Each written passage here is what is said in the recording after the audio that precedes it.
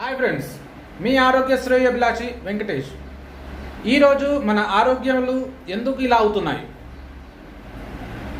ఆర్డర్లో ఉండవలసిన blood pressure అలాగే షుగర్ లెవెల్స్ ఎందుకు ఆర్డర్లు తప్పుతున్నాయి, అలాగే చాలామంది ఎన్నో రకాల హార్మోనల్ ఇంబ్యాలెన్స్కు ఎదుర్కొంటున్నారు. మరి అనారోగ్యం నుంచి ఆరోగ్యంగా కావాలనుకుంటున్నారా? మరి ఇలా అంటే మీరు అనారోగ్యం నుండి ఆరోగ్యంగా అవుతారు. మరి అది ఎలా?